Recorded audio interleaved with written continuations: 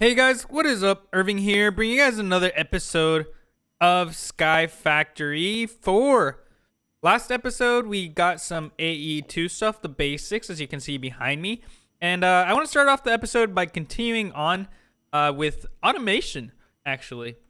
All right, so usually the first thing I like to automate when messing with applied energistics is actually the making of the different processors. Just because you need them for basically everything in applied energistics. So I feel like automating this right away is very beneficial. So the way I have it right now is I have 9 inscribers. These top 3 have silicon presses. And then we have the logic followed by the engineering and then the calculation press at the end. And these bottom ones are going to be combining everything to actually make the processors. Now, the way I was going to go about it was the same way that I did it in Stone Block. However, I ran into this mod here, XNet, while just browsing through the mod packs. And I think this will help us accomplish what I want to do. All right, so in order to get started with XNet, first of all, we're going to need a controller. This is what is going to basically control the little system that we're going to make. From there, we need connectors, which will be the connections to the different machines that are going to be in our network. So it's just tests with a couple things. I should have that. I believe we need at least 9, but I'm going to make 10 just to be safe. All right, and I'm also going to take advantage and make these into the advanced connectors, which I believe is this recipe here. Yes, it is. So now I have 10 of these connectors. Now we actually need some cable to connect everything together. Very, very simple recipe. I'm going to make a stack of that.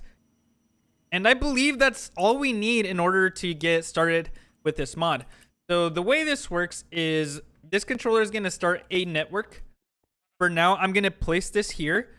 I don't need this connected here, but I do have a basic energy cube here with a flux duct coming underneath so that this is getting power. I also have this filing cabinet, which has the different materials that we'll be using, like silicon, redstone, diamond, pure nether quartz crystals, and gold.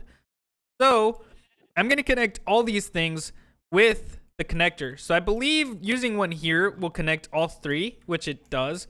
And then I can use the remaining to connect all these other machines. All right, there we go. And then this one's already connected.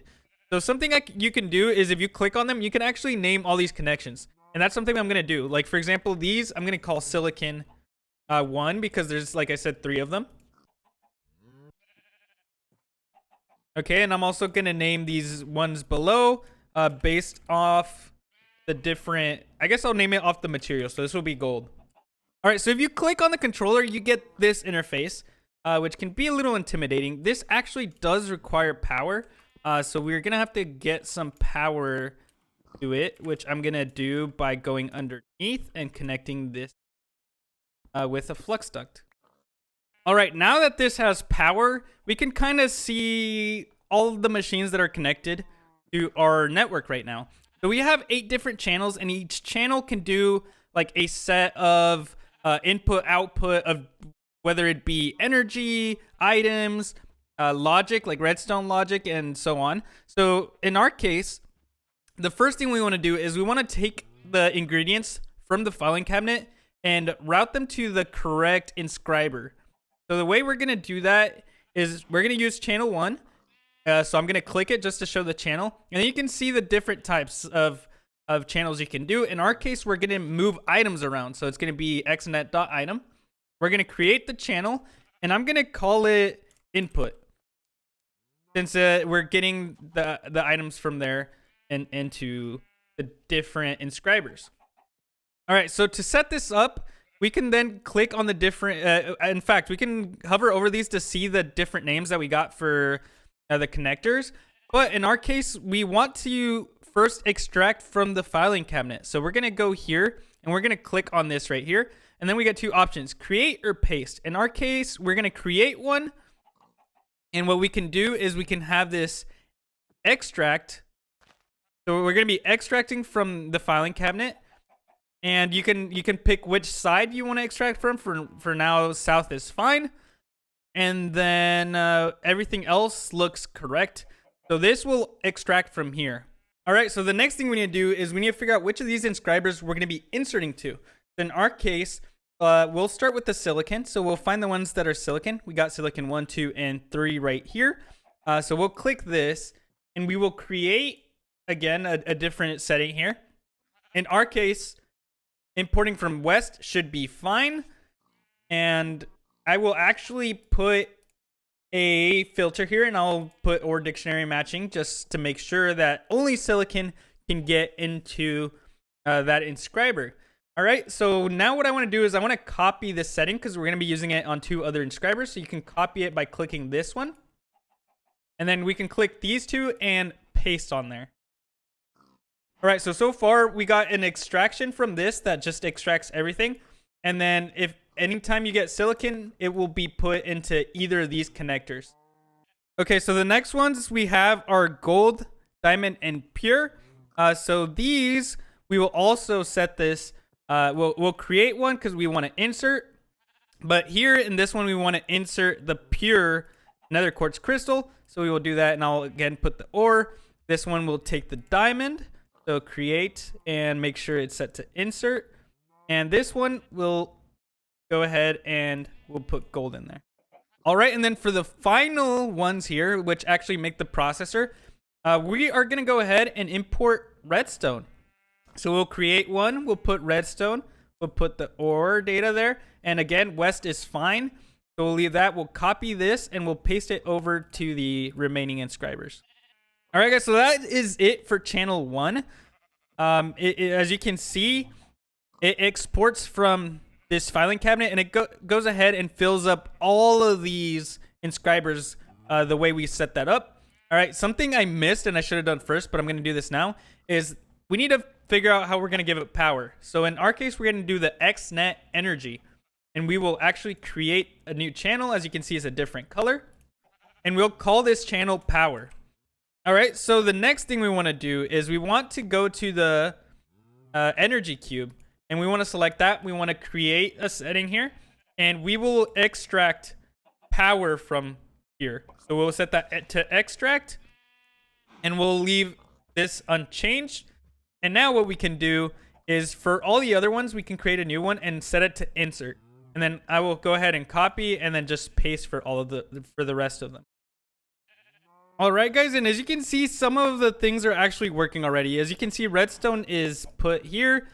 We had 1 silicon, so we had that be created into printed silicon. And as you can see, these are filling up with gold, diamond, and also the pure nether quartz. So it looks like that is working so far, and it looks like power is working, or else this would not be functioning. All right, guys, so I've actually finished this off camera, but I'm going to go ahead and explain what I did. So channel 3 is the silicon press. So basically what I did is I exported from this the silicon inscribers, and then took the printed or the pressed silicon and put it to the ones that are going to be in charge of making the processor. And something to note is here I actually the side does matter. So here I made it import from the bottom, which will in the inscriber put it in the bottom, which you need to note.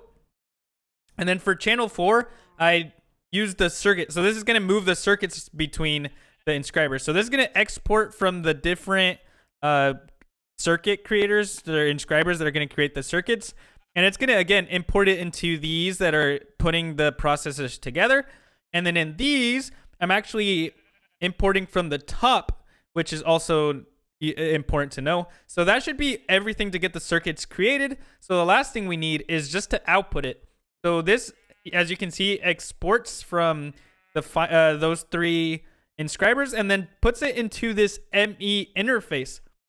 So that ME interface I connected later, and as you can see, it is kind of down here.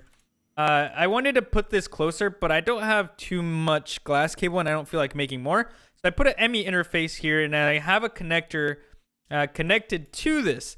So whenever it's done, it is exported into this ME interface, which then should connect to our applied energistic system.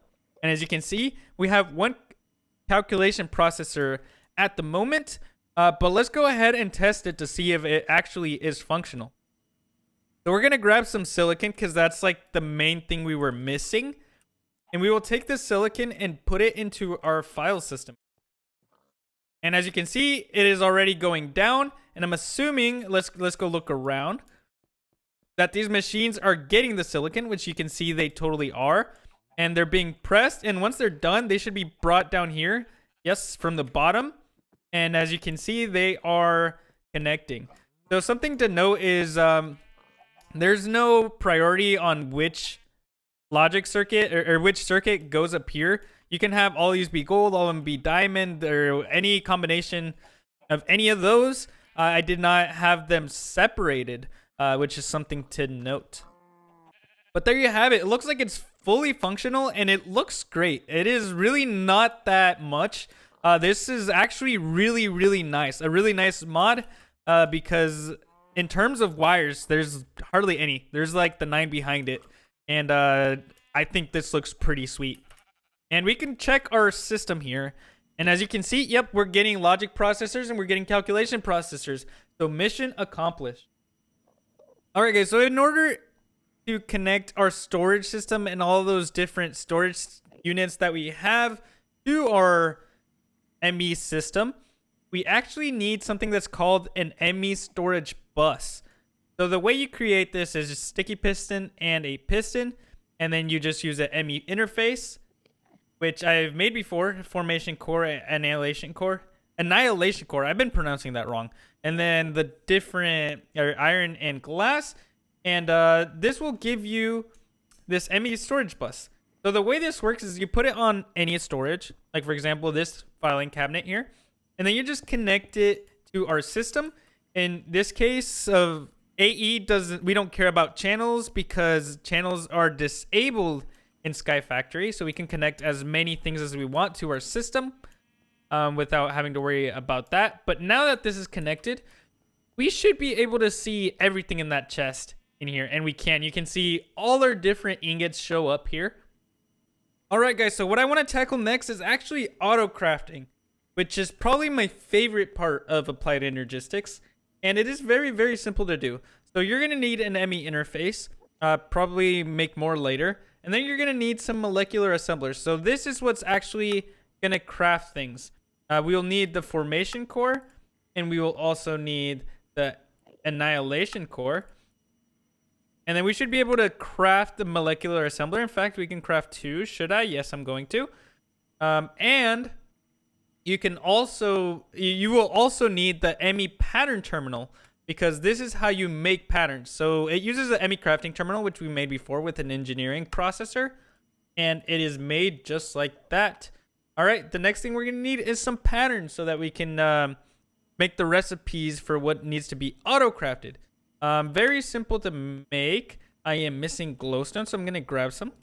All right, there we go. I put glowstone in there, and now we can make some blank patterns. I'm gonna make 3 of them for now, and let's try this out. All right, so the way this works is you will have to have the ME pattern terminal here.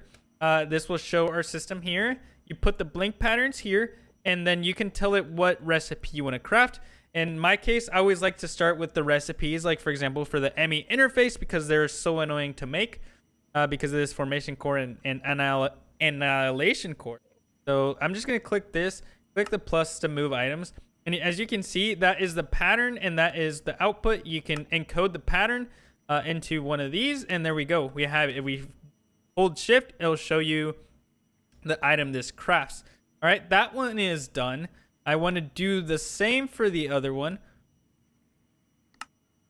And there we go. Now we have those 2 patterns. So the ME interface is the way that we are going to be able to control, or I guess the system is going to use this to access the molecular assemblers. The molecular assemblers are basically like these packagers. They're what are actually going to craft our items that we're going to do here. And then this ME interface is basically like the processing cable that is behind it, if that makes any sense.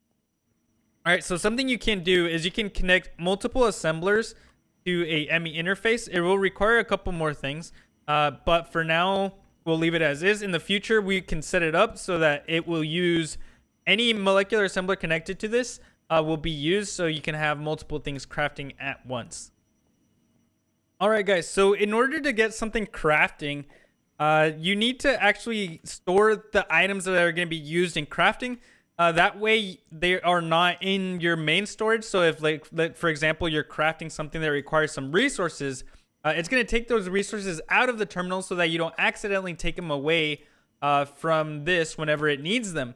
So it needs a place to store all those items.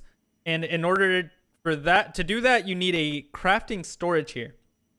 So in our case, we're going to make the smallest one, and 1K ME storage component is needed, just like so.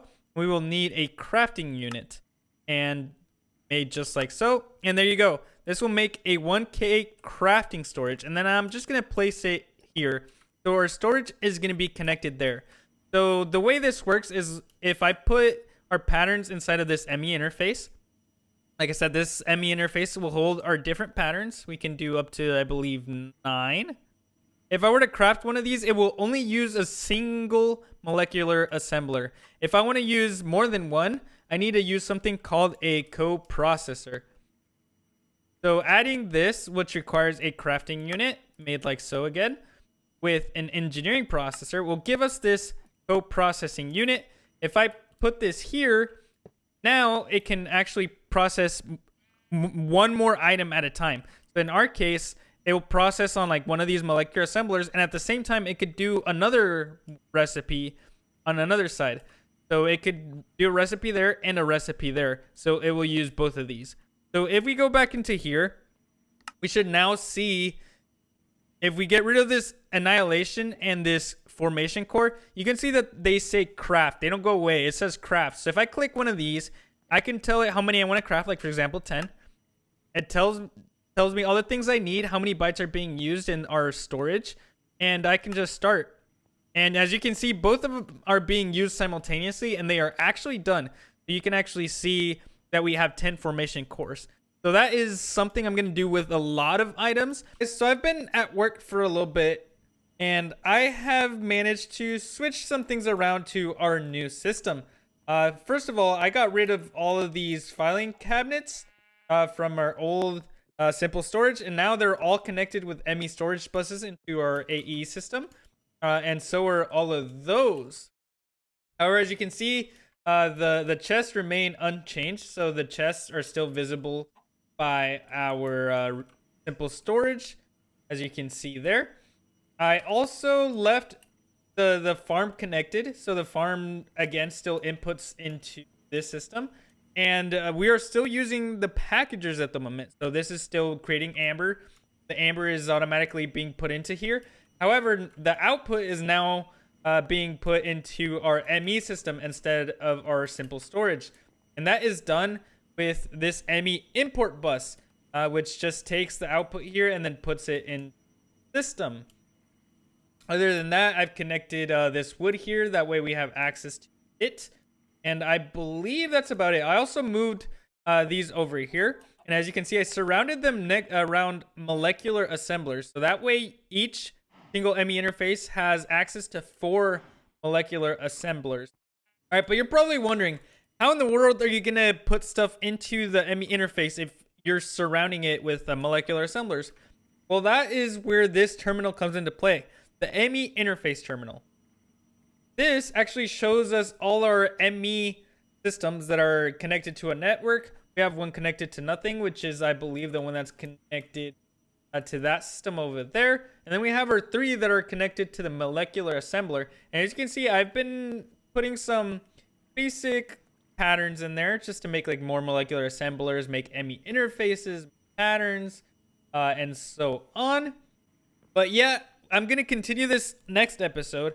I definitely want to get our systems, our different machines connected to our system as well and have those autocraft. I want to replace this as well as connecting our farm to our new system instead of the old. But I'm going to leave that for the upcoming episodes.